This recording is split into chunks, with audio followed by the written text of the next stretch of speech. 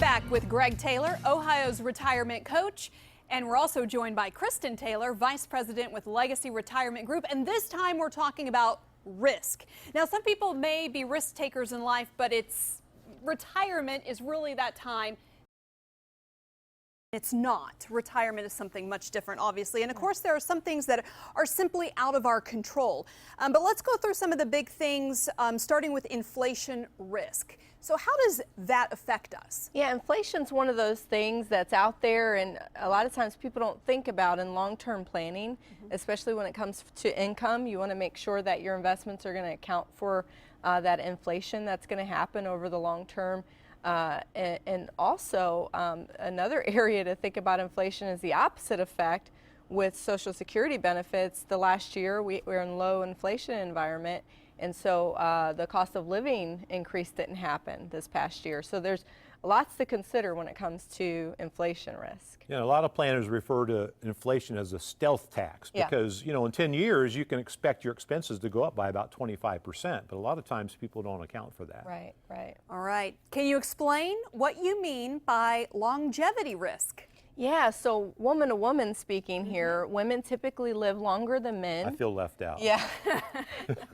Women typically live longer than men, and so if there's a couple involved especially, you want to account for that with the spouse. I mean, of course, there's different circumstances that change that, but statistically speaking, we find a lot of times our clients, people who come in and visit us before they become a client, haven't accounted for making up maybe lost income from a pension or things of that nature should something happen to the husband. And also nursing home stays are typically happen for women. So just accounting for those things with longevity is important. They really are, because you can expect if there's a husband and wife that both live past 65, one of them can expect to live to about 93. Is that right? Yes. Yeah, so then you're looking at living longer in retirement than you did during your working years. Wow. And accounting for that is crucial. Need to keep that in mind. Now, can you protect yourself from market risk? One that seems pretty obvious, of course, market risk, like we were mentioning. You never know what can happen there. Am I right? Oh, it's a roller coaster ride. And so you really need to look at life and understand that retirement marks such a fundamental change in your life. It's a transition time, just like, you know, when we were younger and had children, then the children went off to college, and now here we are at retirement. That's a transition, and understanding that maybe the market isn't quite the right place for drawing income at that point. Well, here's the problem.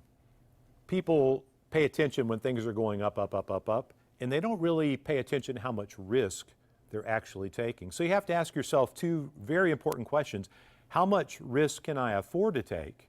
And how much risk am I willing to take? And then how much risk am I actually taking? Yeah. And what we find in our practice is that most people don't really know the amount of risk that they're taking, and a lot of them are taking way more than they should be. Yeah. Okay, so can we protect ourselves against market risk? Yes, we can, but you have to diversify amongst the worlds of money. You know, you need some money, what I call the sleep well at night money that you keep at the bank. You need to use good, solid insurance companies for good income planning goals, and then that long-term growth of the market helps you keep pace with inflation we already talked about.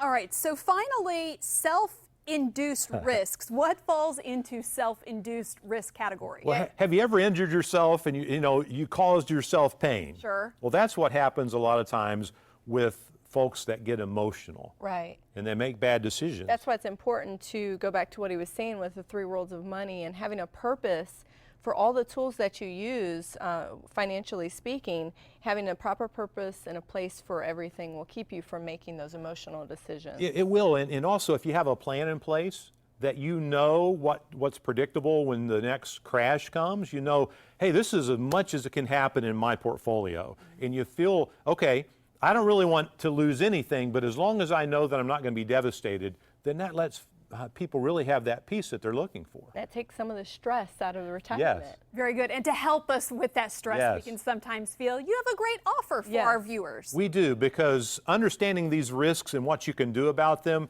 Patrick Kelly, our good friend, wrote this book, Stress-Free Retirement. The first 15 callers that call in, we're going to send it out complimentary, and I think it'll be a great read for them. Very good book. Yes. Great offer then. Thank you both so much. You're Thank welcome. you.